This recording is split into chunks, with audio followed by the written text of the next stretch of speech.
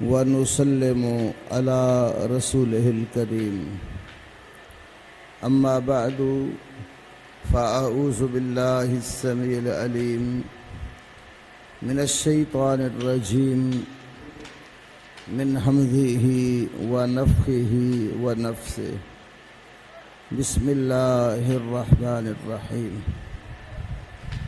اس وقت کی جو ہماری نشست ہے یہ آپ کے مسائل کے جواب کے لیے ہے۔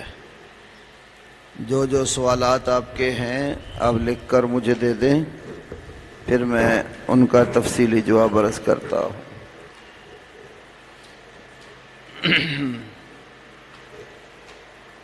یہ جو لکھے مجھے دے دو۔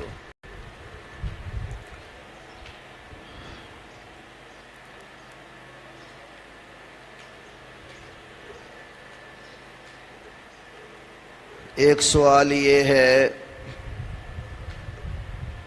الصلاۃ خیر من النوم، اس کی نبی صلی اللہ علیہ وسلم سے دلیل کون سی ہے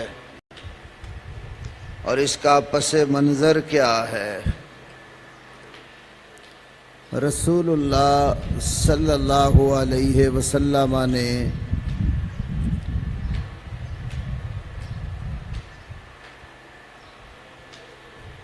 جو اذان حضرت ابو محذورہ رضی اللہ تعالی عنہ کو سکھائی ہے، اس اذان کے اندر آپ نے انہیں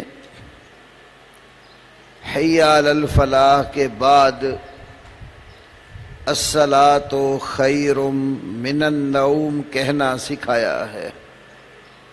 سنن ابی داود میں جو حضرت ابو محذورہ رضی اللہ تعالی عنہ کی حدیث ہے کہ علمنی رسول اللہ صلی اللہ علیہ وسلم سنت الاذان، مجھے رسول اللہ صلی اللہ علیہ وسلم نے اذان کی سنت اور اذان کا طریقہ سکھلایا۔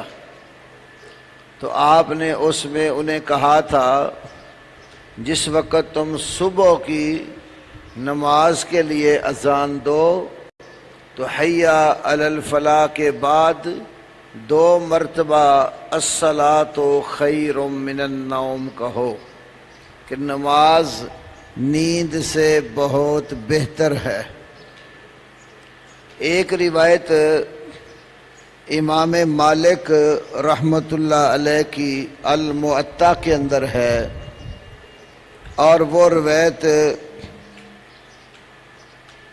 موزل ہے۔ موزل روایت وہ ہوتی ہے جس میں سند کے اندر 2 یا 2 سے زیادہ راوی اکٹھے گر چکے ہو، پے در پہ لگاتار یکے بعد دیگرے 2 یا 2 سے زیادہ راوی جس سند کے حذف ہو جائیں اس سند کو معضل کہتے ہیں، یعنی صحیح نہیں ہے۔ اس میں یہ ہے روافظ جو ہیں، اب اکٹھے کر لینا ایک ہی دفعہ دینا، روافظ جو ہیں وہ کہتے ہیں کہ الصلاۃ خیر من النوم کا کلمہ حضرت عمر نے اذان کے اندر جاری کیا ہے۔ سرگودا کا ان کا ایک عالم ہے، اس کا نام ہے محمد حسین ڈکو، اس کو کہتے ہیں۔ ویسے وہ اپنے نام کے ساتھ محمد حسین نجفی لکھتا ہے، یہاں پاکستان میں محمد حسین ڈکو کے نام سے مشہور ہے۔ اس نے کتاب لکھی ہے اصلاح الرسوم الظاہرہ بکلام العطرۃ الطاہرہ، اصلاح الرسوم الظاہرہ بکلام العطرۃ الطاہرہ۔ اس کے اندر بھی اس نے کہا کہ یہ عمر کی بدعت ہے،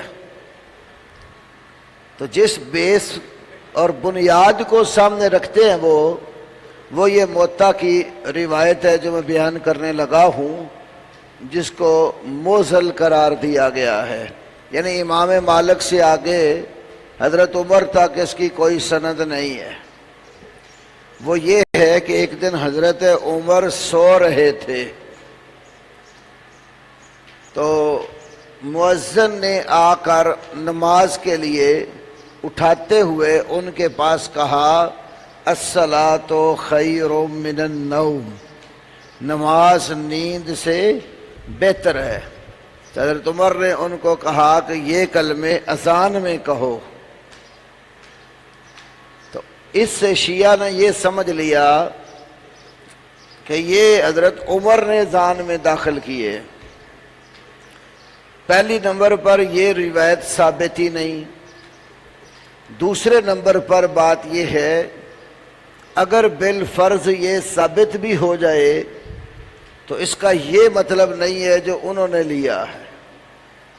اس کا مطلب یہ ہے کہ وہ سو رہے تھے اور سویا ہوا بندہ جب اس کو یہ کلمے کہہ کر جگایا گیا تو انہوں نے مؤذن کو سمجھایا کہ یہ مجھے سنانے والے نہیں ہیں، یہ کلمے تو اذان میں کہے جاتے ہیں، جہاں یہ کلمات کہے جاتے ہیں ان کلمات کو اسی جگہ پر رکھا جائے۔ تو رسول اللہ صلی اللہ علیہ وسلم کی حدیث یہ بتلاتی ہے کہ یہ آپ نے خود حضرت ابو محذورہ کو صبح کی اذان میں کہنے کے لیے سکھائے ہیں۔ دوسری طرف دیکھیے، روافض کے ہاں اذان کے اندر دو گواہیوں کے بعد ایک تیسری گواہی بڑھائی گئی ہے۔ اشہد ان محمد الرسول اللہ کے بعد وہ کہتے ہیں اشہد ان امیر المومنین و امام المتقین و قاتل المشرکین علی ولی اللہ وسیع رسول اللہ و خلیفتہ بلا فصل۔ خود فقہ جعفری کی کتابوں میں ان کلمات کی مذمت وارد ہوئی ہے، جس طرح ہمارے ہاں حدیث کی 6 مشہور کتابیں ہیں، بخاری، مسلم، ابو داود، ترمذی، نسائی اور ابن ماجہ۔ روافض کے ہاں 4 کتابیں ان کی مشہور ہیں۔ الکافی، اس کے 2 حصے ہیں، ایک الاصول من الکافی، دوسرا حصہ الفروع من الکافی۔ یہ کتاب ایران سے 8 جلدوں میں چھپی ہے۔ پہلی 2 جلدیں الاصول من الکافی ہے، آخری 6 جلدیں الفروع من الکافی ہے، اور اس کے اندر ایک 8ویں جو جلد ہے اس کو کتاب الروضہ من الکافی بھی کہتے ہیں۔ دوسری کتاب تہذیب الاحکام، تیسری کتاب الاستبصار، چوتھی کتاب الفقی من لا یحضرہ الفقی۔ یہ 4 کتابیں ان کی صحاح 4 شمار ہوتی ہیں، کافی، تہذیب الاحکام، استبصار اور الفقی من لا یحضرہ الفقی۔ یہ جو الفقی کتاب ہے نا، اس کتاب کے اندر اذان کے کلمے پہلے وہی لکھے ہیں جو اہل سنت کے ہاں معروف ہیں، پھر نیچے یہ بات لکھی ہے والمفوضات لعنہم اللہ قد وضعوا اخبارا وزادوا فی الاذان اشہد ان علی ولی اللہ۔ مفوضہ فرقے پر اللہ کی لعنت ہو، انہوں نے روایتیں گاڑ لیں اور اذان کے اندر اشہد ان علی ولی اللہ کا اضافہ کر دیا۔ مفوضہ، حاشیے میں اسی کتاب کے لکھا ہے فرقۃ ضالۃ، یہ ایک گمراہ فرقہ تھا، اسی کتاب کے حاشیے میں لکھا ہے۔ دوسری کتاب ان کی النہایہ فی مجرد الفقہ والفتاوی، النہایہ فی مجرد الفقہ والفتاوی، یہ ان کا علامہ طوسی بڑا مشہور گزرا ہے، اس کی کتاب ہے۔ اس نے بھی اپنی کتاب میں ان کلمات کی مذمت کی ہے کہ یہ اذان میں بالکل ثابت نہیں ہے۔ تیسری کتاب المبسوط فی فقہ الامامیہ، المبسوط فی فقہ الامامیہ، اس کے اندر بھی اس بات کی وضاحت ہے کہ یہ کلمات اذان کا حصہ نہیں ہے۔ تو ہمارے ہاں تو الحمدللہ صحیح حدیث موجود ہے کہ نبی صلی اللہ علیہ وسلم نے اذان کے اندر یہ کلمات سکھائے ہیں۔ دوسرا سوال، حضرت عائشہ رضی اللہ عنہ کی شہادت ہوئی یا طبی موت؟ بعض لوگوں نے کچھ کہانیاں وضع کی ہوئی ہیں صحابہ کو بدنام کرنے کے لیے کہ امیر معاویہ یا ان کے ساتھیوں نے ایک گڑھا کھودا تھا، گڑھا کھود کر اس کو اوپر سے ڈھک دیا اور عائشہ رضی اللہ عنہا کو بلایا، وہ اس کے اوپر سے گزرنے لگیں تو گڑھے میں گر گئیں اور گر کر مر گئیں۔ یہ روایت بالکل من گھڑت اور رافضیوں نے بنائی ہے۔ امی عائشہ رضی اللہ عنہا طبی موت فوت ہوئی ہیں، اور بقیع غرقد جس کو لوگ جنت البقیع کہتے ہیں، اصل نام بقیع غرقد، اس کے اندر اس قبرستان میں دفن ہوئی ہیں۔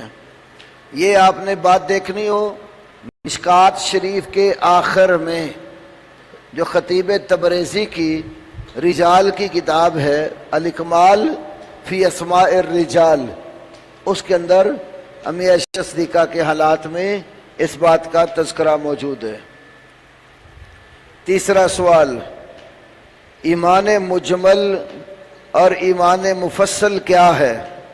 اس کی وضاحت کر دیں کیونکہ یہ عام طور پر بات مشہور ہے۔ یہ جو ہمارے حنفی بھائی ہیں، خواہ وہ دیوبندی ہوں یا بریلوی ہوں، انہوں نے مختصر سا ایک دین کا حصہ بنایا ہوا ہے جس میں 6 کلمے اور ایمان کی صفتیں ہیں، 6 کلمے اور ایمان کی صفتیں۔ اب یہ جو 6 کلمے ہیں نا، کئی ان میں ایسے ہیں کہ جو تو ثابت ہی نہیں ہیں، کچھ مختلف قسم کی دعائیں ہیں جو انہوں نے نمبرنگ کر کے یہ پہلا ہے، یہ دوسرا، یہ تیسرا، یہ چوتھا ہے، وہ کلمے بنا دیے۔ تو اس میں ایمان مجمل اور ایمان مفصل، ان کے ہاں ایمان کی جو حقیقت ہے وہ سلف صالحین، صحابہ، تابعین اور ائمہ حدیث سے علیحدہ ہے۔ ان کے ہاں ایمان 2 چیزوں کا نام ہے، زبان سے اقرار اور دل سے تصدیق۔ عمل کا ایمان میں کوئی دخل نہیں ہے، جبکہ سلف صالحین کے ہاں ایمان 3 چیزوں کا مجموعہ ہے، زبان سے اقرار، دل سے تصدیق اور اعضاء کے ساتھ عمل۔ اور میں اس کی مثال نماز سے دیتا ہوں۔ نماز جب قبلے کی تبدیلی ہوئی تو تبدیلی قبلہ کے وقت ایک سوال پیدا ہوا کہ جو لوگ قبلہ بدل جانے سے پہلے بیت المقدس کی طرف منہ کر کے نماز پڑھتے تھے، ان کی نماز کا کیا حکم ہے؟ تو اس پر اللہ نے سورۃ البقرہ 2 پارے کے اندر ایک آیت نازل کی ہے کہ ما کان اللہ لیضیع ایمانکم، اللہ تمہارا ایمان ضائع نہیں کرے گا۔ سوال کیا تھا؟ نماز کے متعلق۔ اللہ نے سوال کے جواب میں کیا کہا؟ اللہ تمہارا ایمان ضائع نہیں کرے گا، یا ایمان سے مراد نماز ہے۔ صحیح بخاری کتاب الایمان میں بھی ہے، اور امام نووی نے شرح صحیح مسلم میں ائمہ کا اس پر اتفاق نقل کیا ہے کہ اس آیت میں بالاتفاق ایمان سے مراد نماز ہے۔ تو نماز آپ دیکھیں، نیت دل کے ساتھ ہوتی ہے، تکبیرات، تسبیح و تعلیل، تلاوت، اذکار زبان سے کرتے ہیں، اور سر تا پاؤں پورا وجود عملاً قیام، رکوع، سجدہ، اتحیات میں ہوتا ہے۔ تو نماز تینوں چیزوں کا مجموعہ ہے جسے ایمان کہا گیا۔ تو ان کے ہاں ایمان اقرار باللسان اور تصدیق بالقلب کا نام ہے۔ تو اس لیے انہوں نے ایمان مجمل کے کلمات وضع کیے، آمنت باللہ کما ہوا، آمنت باللہ کما ہوا باسمائہ وصفاتہ وقبلت جمیع احکامہ اقرار باللسان و تصدیق بالقلب۔ آگے وعمل بالجوارح یا عمل بالاعضاء، یہ انہوں نے اس میں ایڈ نہیں کیا۔ امام ابن تیمیہ رحمۃ اللہ علیہ نے اپنے فتاویٰ میں اس بات کا ذکر فرمایا ہے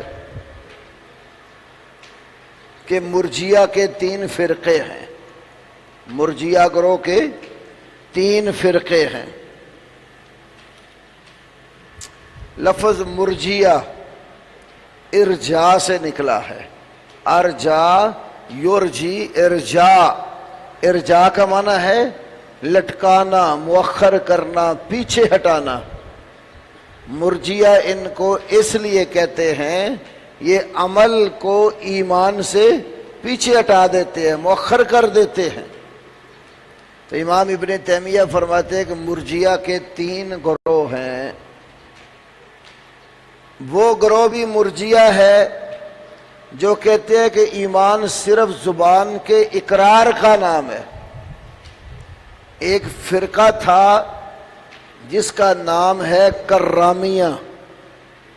کرامیہ فرقہ کسی زمانے میں ہوتا تھا، تو ان کے نزدیک ایمان صرف اقرار باللسان کا نام ہے۔ جہمیہ ایک فرقہ ہے، جہمیہ کے نزدیک ایمان صرف تصدیق قلبی کا نام ہے۔ ایک فرقہ کو مرجیۃ الفقہاء کہتے ہیں۔ تو مرجیۃ الفقہاء کے نزدیک ایمان اقرار باللسان اور تصدیق بالقلب کا نام ہے۔ تو اس لیے ہمارے ان دوستوں نے اس کو ایمان مجمل قرار دیا۔ ایمان مفصل میں وہی 6 ارکان جو ایمان کے ہیں، اللہ پر، فرشتوں پر، کتابوں پر، رسولوں پر، قیامت پر اور تقدیر کے اوپر، یہ چیزیں ذکر، وہ ٹھیک بات ہے، وہ تو حدیث جبرائیل میں موجود ہے۔ لیکن ایمان مجمل میں عمل کو جو ایمان سے پیچھے رکھا، یہ بات ٹھیک نہیں ہے۔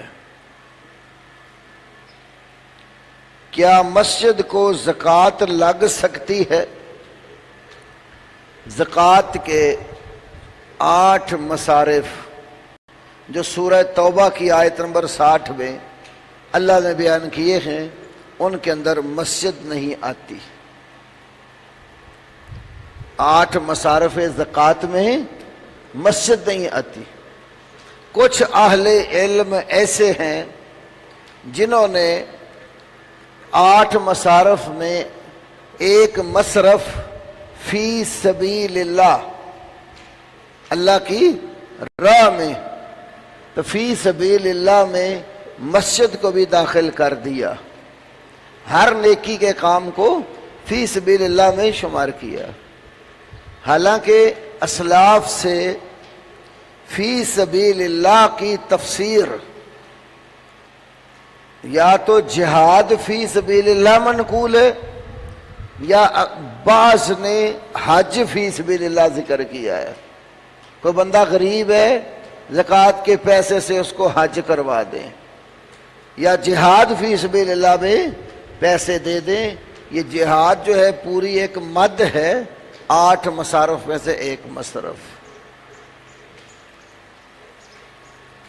بعض اصل میں مقامات ایسے ہیں جہاں پر اہل علم کو اجتہاد کرنا پڑا۔ مجتہد کا اجتہاد اگر شریعت کے موافق آ جائے اس کو 2 اجر ملتے ہیں، ایک اس کے محنت اور اجتہاد کا، اور دوسرا اجر مسئلہ صحیح اور درست ہونے کا۔ اگر اجتہاد غلط نکل آئے تو اس کی غلطی اللہ کے یہاں معاف ہے، اور ایک اجر اس کو پھر بھی ملتا ہے۔ یہ صحیح بخاری میں حدیث ہے، اذا اجتہد الحاکم فاجتہد فاصاب۔ کچھ خطے اور علاقے ایسے ہیں جن خطوں اور علاقوں کے اندر اہل توحید بہت کم ہیں، اور جو کم ہیں وہ بھی غریب لوگ ہیں۔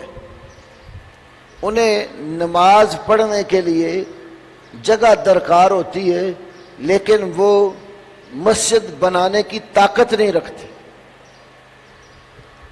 خاص طور پر مثلا سندھ کا علاقہ، بڑے دور دراز کچھ دیہاتوں میں ایسے ایسے لوگ بھی موجود ہیں جن بیچاروں کے پاس اپنی گزر اوقات کے لیے بھی، بنیادی ضرورتیں پوری کرنے کے لیے بھی اسباب نہیں ہوتے، اور وہ بیچارے جب اپنے اسباب پورے نہیں کر سکتے تو عبادات کے لیے جگہیں کہاں بنائیں گے۔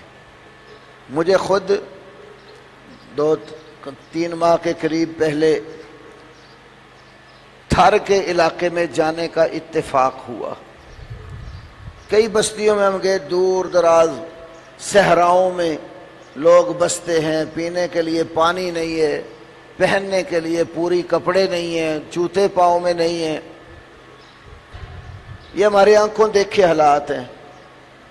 ایک بستی میں ہم گئے، وہاں پر یہاں کے ہمارے سبزہ دار کے کچھ دوستوں نے کنواں لگوایا، پانی پینے کو درکار تھا، تو ان کے پاس دور دراز تک پانی جو ہے وہ میسر نہ تھا۔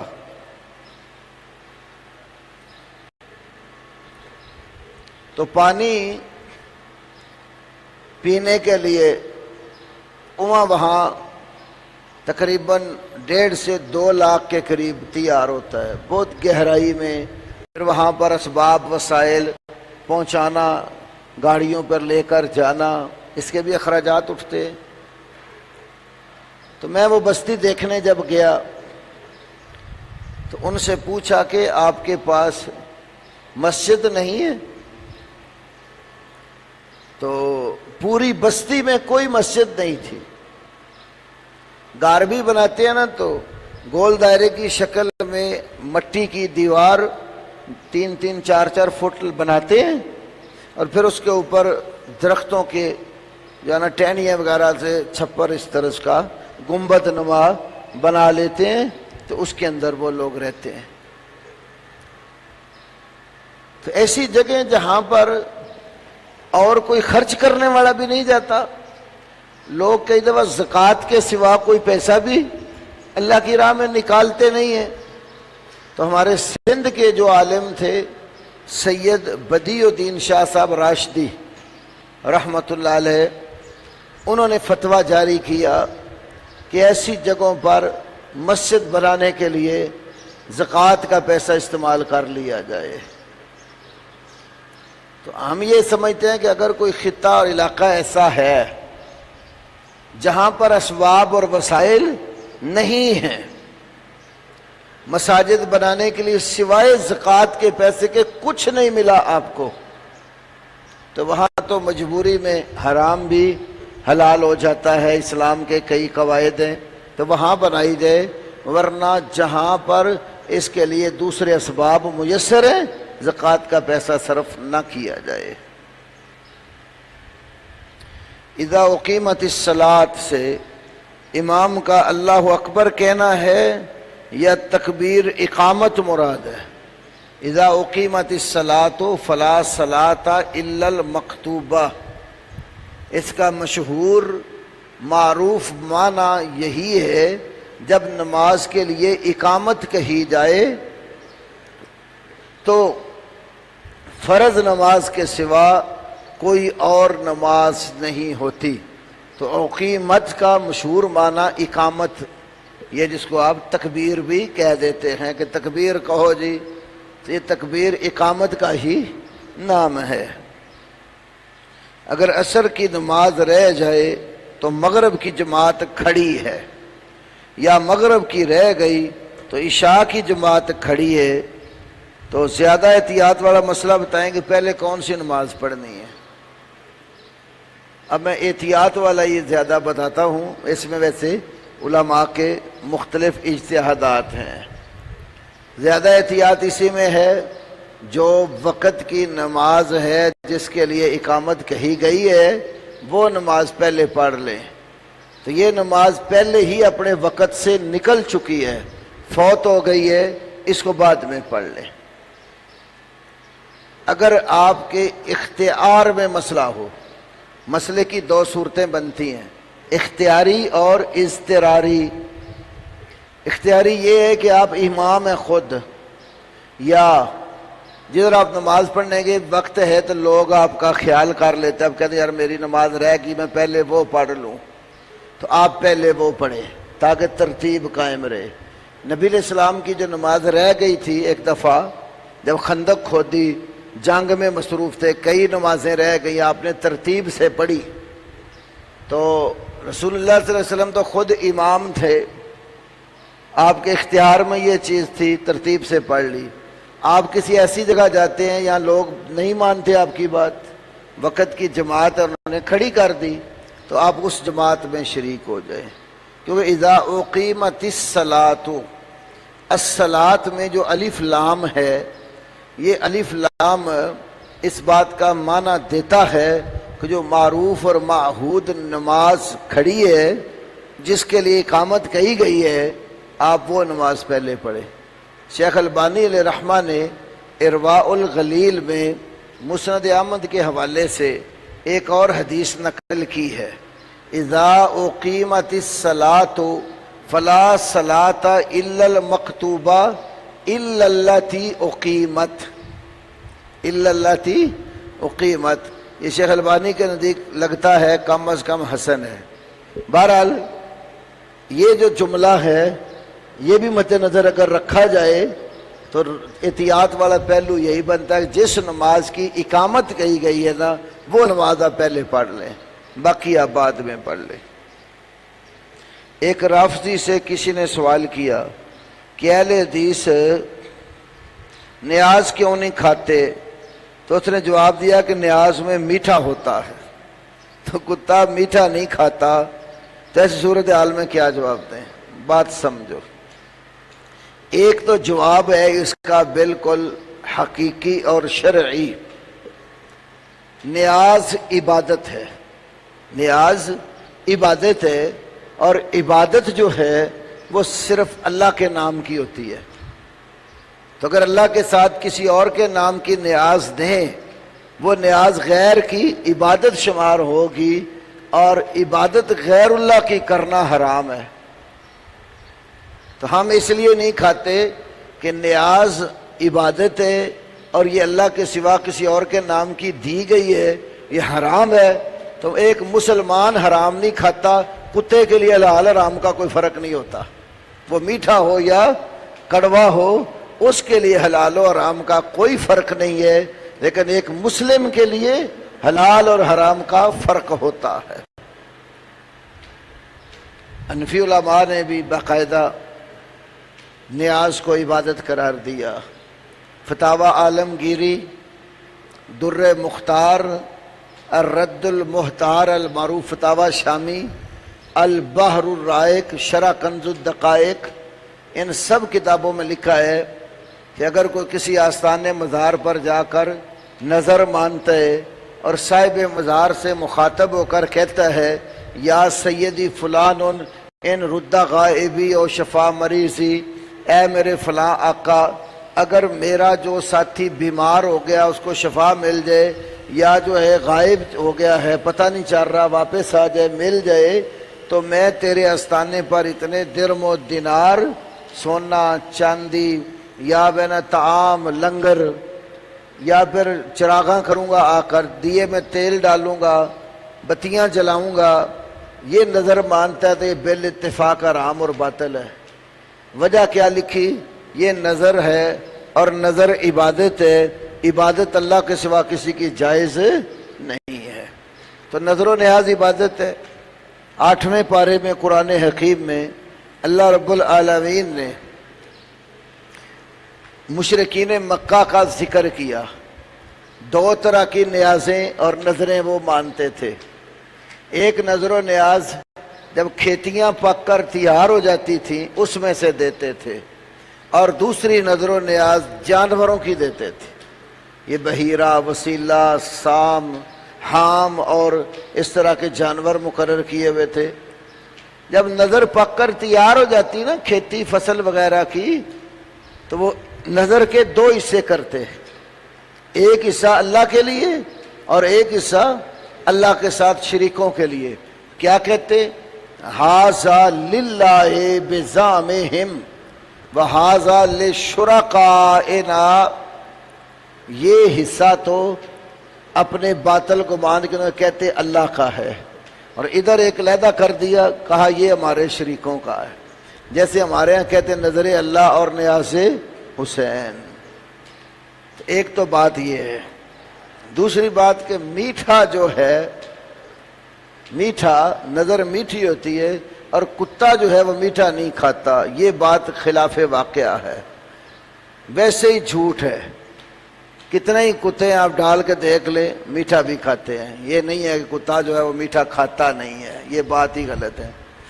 ایک نا ہمارے حافظ الفار مدنی صاحب نے ایک دن دوران درس لطیفہ ذکر کیا، ٹرین پر 2 بندے کہتے ہیں سفر کر رہے تھے، ایک شیعہ تھا اور ایک کوئی اہل سنت میں سے تھا۔ جو اہل سنت میں سے تھا اس نے اس کو کہا کہ آپ کا تعارف کیا ہے؟ وہ کہنے لگا کلب عباس، کلب عباس، عباس کا کتا۔ تو پھر وہ اہل سنت سے پوچھتا ہے کہ تمہارا تعارف کیا ہے؟ وہ کہتا ہے خنزیر اللہ۔ کیا کہتا ہے؟ خنزیر اللہ۔ اس نے کہا یہ کیا نام ہے؟ اس نے کہا تو اگر عباس کا کتا ہو سکتا ہے تو میں اللہ کا خنزیر کیوں نہیں ہو سکتا؟ تیرے جیسے کتوں کو اللہ کا خنزیر ہی روک سکتا ہے اور کوئی نہیں روکتا۔ تو یہ باتیں ہوتی ہیں بعض دفعہ اس طرح کی لوگوں کی بنائی ہوئی۔ ابھی بہت سوال ہے، مجھے کر لینے دو۔ عرفان صاحب لیٹ ہو گئے، میں نے کہا چلو میں آپ کے ساتھ۔ روزے کی حالت میں دانتوں سے خون یا پیپ کا نکلنا، اپنے آپ خون یا پیپ نکل جاتی ہے نا تو اسے روزہ نہیں ٹوٹتا۔ روزہ ٹوٹتا ہے کوئی چیز کھانے پینے والی انسان کے اندر داخل ہو جاتی ہے، یا پھر نفسانی خواہشات جو مرد و زن کے تعلقات ہیں وہ قائم کرنے سے روزہ ٹوٹتا ہے۔ حکمتاً جھوٹ بولنا کیسا ہے؟ جھوٹ اور کذب، خلاف ظاہر بات کرنا، 3 مواقع پر اس کی رخصت ہے۔ نمبر 1، جنگ کے موقع پر، دشمن کے ہاتھوں آپ گرفتار ہو گئے، آپ کو جھوٹ بولنا پڑتا ہے، جنگ کے موقع پر جائز ہے۔ نمبر 2، 2 بھائی لڑے ہوئے ہیں، ان میں صلح کرانی ہو تو اگر کوئی لگی لپٹی بات کہنی بھی پڑ جائے تو صلح کے موقع پر اس طرح بات لگا کے بھی کوئی بندہ کر کے صلح کرا دے تو اس موقع پر بھی جائز ہے۔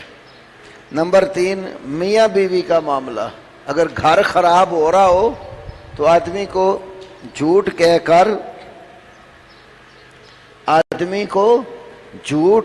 کر گھر کا معاملہ سیدھا کر لینا پڑے تو اس میں بھی رخصت ہے۔ یہ حدیث امام نووی نے بھی ریاض الصالحین میں بیان کی ہے۔ اس کے سوا کسی موقع پر بھی جھوٹ کہنے کی اجازت نہیں ہے۔ کھانے پینے کی چیزوں پر پھونک مارنا منع ہے، تو دم کی پھونک مارنا کیسا ہے، یہ مسئلہ اختلافی ہے۔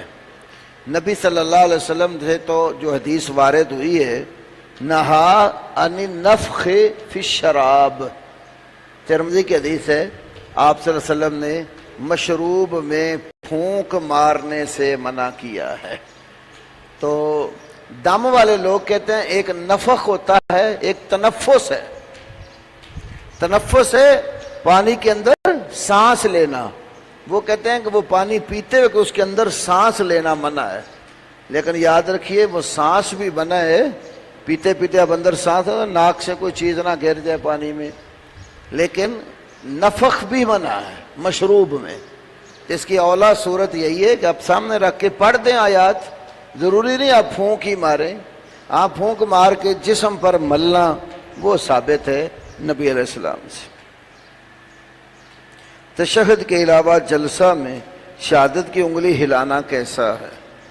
نبی علیہ السلام کی جتنی بھی حدیث وارد ہوئی ہیں آپ دیکھیں، اگر ان کو پڑھیں نا تو اس میں یہی ہے اذا جلس فی التشہد رفع اصبعہ، جب اتحیات میں بیٹھ جاتے، بیٹھتے اپنی انگلی اٹھا لیتے۔ اب انگلی کی حرکت، اس کے لیے ایک حدیث ہے جس کو شیخ البانی بھی صحیح کہتے ہیں، نسائی شریف میں صحابی نے رسول اللہ کو دیکھا کہ آپ صلی اللہ علیہ وسلم نے اس میں الفاظ ہیں یحرکھا ویدعو بہا، آپ اپنی انگلی کو حرکت دے رہے تھے اور دعا کر رہے تھے۔ تو دعا نماز کے آخری حصے میں ہوتی ہے، جسے پتہ چلتا ہے کہ دعا کے موقع پر بھی انگلی کی حرکت ہے۔ اور مسند احمد بھی حدیث ہے، یہ جو انگلی کی حرکت ہے نا، اشد علی الشیطان من ضربۃ الحدید، شیطان کو یہ لوہے کی ضرب سے بھی زیادہ سخت لگتی ہے۔ تو اس لیے صحیح مسئلہ یہی ہے کہ تحیات بیٹھتے ہی انگلی اٹھا لیں اور آہستہ آہستہ اس کی حرکت دیتے رہیں آخر نماز تک۔ ایک سوال ہے، فرقہ واریت کیوں اور کیسے پیدا ہوتا ہے؟ فرقہ واریت، فرقہ، پہلے یہ بچوں کو میں فرقہ سمجھا لوں کہ فرقہ کس کو کہتے ہیں۔ آپ سکول میں جب پڑھتے ہیں تو استاد آپ کو میتھ کے سوالات سمجھاتے اور پڑھاتے ہیں۔ جب آپ میتھ کے سوال کرتے ہیں حساب کتاب کے تو اس میں جمع، تقسیم، ضرب اور تفریق پڑھتے ہیں نا آپ۔ استاد نے آپ کو لکھوایا بیٹا لکھو 100، آپ نے کاپی پہ لکھا 100، پھر استاد نے کہا بیٹا اس میں سے 50 کو تفریق کر دو، آپ کیا کریں گے؟ اوپر 100 کا عدد لکھیں گے، نیچے 50 لائن لگائیں گے، ساتھ مائنس کی تفریق کی نشانی ڈال دیں گے، اور 100 میں سے 50 نکالیں گے جب آپ، تو باقی آپ نیچے لکھ دیں گے 50۔ اب آپ نے یہ اس میں سمجھا اصل عدد کتنا تھا؟ 100۔ استاد نے جو اصل عدد لکھوایا وہ کتنا ہے؟ 100۔ تو اصل سے جب 50 کو علیحدہ کیا، آپ نے کیا کہا؟ یہ 50 100 میں سے جمع ہو گئے، تقسیم ہو گئے، ضرب ہو گئے، یا بچے بولے جنہوں نے سوال لکھا، ہاں تو آپ کے سمجھانے کے لیے کر رہا ہوں۔ جب 100 میں سے 50 کو آپ نے نکال کر علیحدہ کیا تو آپ نے کیا کہا؟ 100 میں سے 50 تفریق ہو گئے ہیں، 100 میں سے 50 تفریق ہو گئے۔ اس کا مطلب ہے اصل جو عدد تھا اس میں سے جو کاٹ کر آپ نے علیحدہ حصہ کر دیا، اصل سے جو علیحدہ رہ گیا وہ کیا ہو گیا؟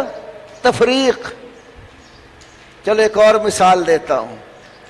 ایک باپ کے کئی بیٹے ہیں، مثال کے طور پہ باپ کے 5 بیٹے ہیں، پہلے بیٹے کی اس نے شادی کر دی.